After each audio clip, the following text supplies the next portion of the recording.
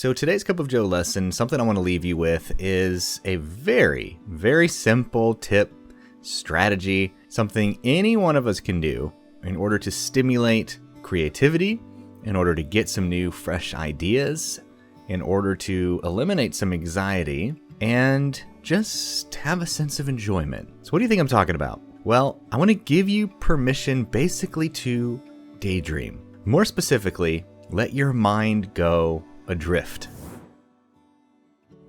This is something I've also been fascinated in for many years and have done quite a bit of studying with because, quite frankly, I'm not very good at this. I feel like I need to squeeze every ounce of time that I have, every ounce of spare time specifically that I have to make it into something productive. So even when I'm dropping my kids off at school, I'm always listening to an audiobook or the latest, podcast, always trying to learn, trying to make myself better, trying to improve. If I'm waiting in line at a store, I'm trying to read a Kindle book or research something or just improve every way I can. Sometimes, though, I forget the importance of dedicating purposeful, intentional time to just letting your mind wander, especially when working on those hard creative projects where you need those mental breakthroughs. Usually I find myself in several different hills and valleys of a creative project. And one of the strategies that has unlocked the most ideas for me is very intense study, followed by periods of this a mind adrift phase. And it can feel counterintuitive. It can feel like you are not getting anything done. You can almost feel guilty because you think you're procrastinating or being lazy. But I've found that these moments of letting your mind wander, they can just do wonders for a creative project.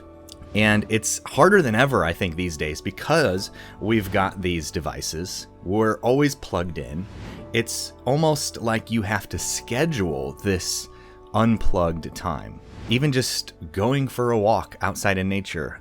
Last night, for instance, I was dropping my son off at soccer practice. We took the dog, and they have a trail that goes kind of around the soccer fields. And I thought, well, this is great. I'll have some time to walk around the trails. The temptation to put in my, ear pods and listen to a podcast or one of my audiobooks was so strong. Like I felt like I had to fill that time with something productive. But I realized, the most productive time would be to just simply walk around that trail and let my mind just wander. Chew on the creative projects if I want, but just use that time to be in nature, to be outside, to just think. And it's funny how difficult that was for me. And it was very therapeutic, but I had to force myself to do it.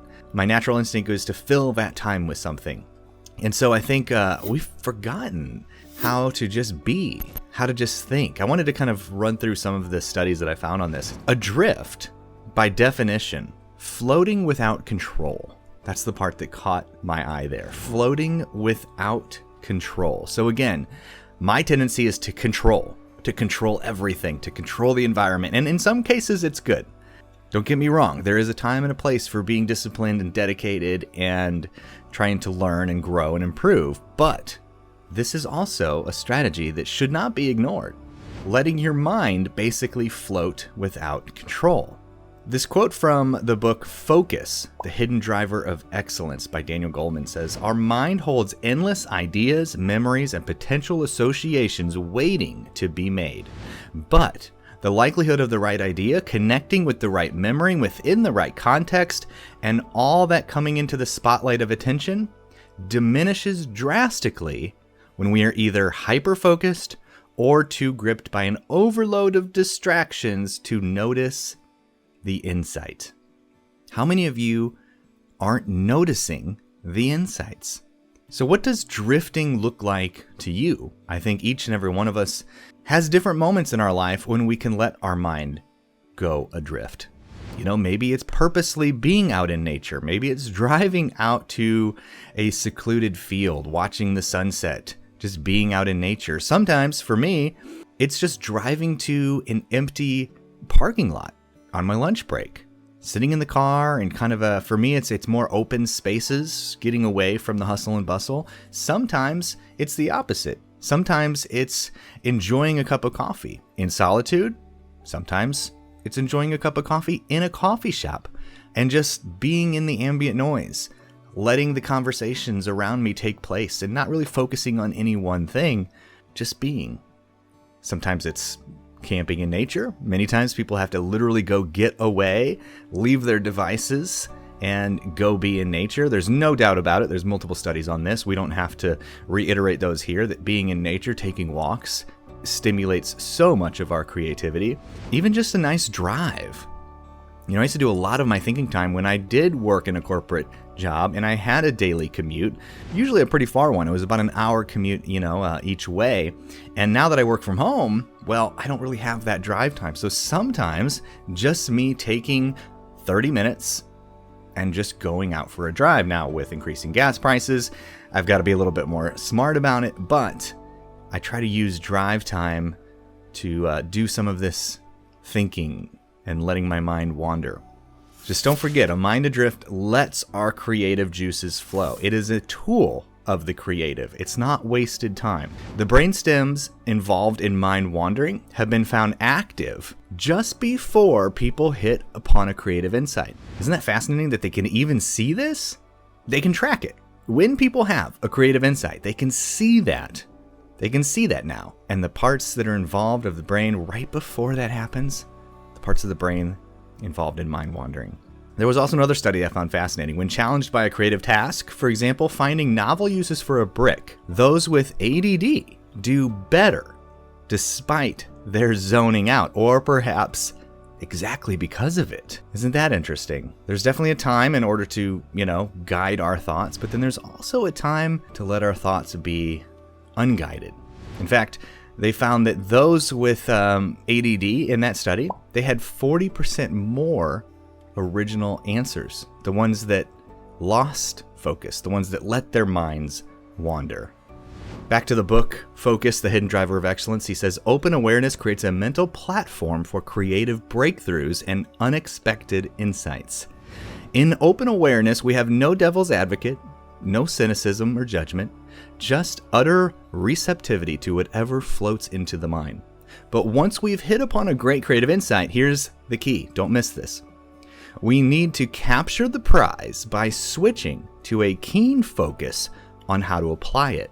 Serendipity comes with openness to possibility, then honing in on putting it to use. And I think that's the difference between simply daydreaming and procrastinating versus using this mind wandering as a creative tool. Because, again, I'm going to read it again just so you don't miss this. Once we've hit upon a great creative insight, so you're doing your mind wandering, and eventually if you do this, a creative insight will occur.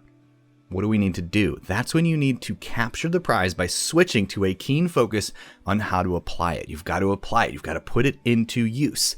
And only you know what that means for you, but I have a feeling you will know what it means. That's the part that it's imperative you do not procrastinate on. Otherwise, the mind wandering and the magic that occurs in making those connections, connecting those dots, finding those associations, will all have been in vain. So don't waste it.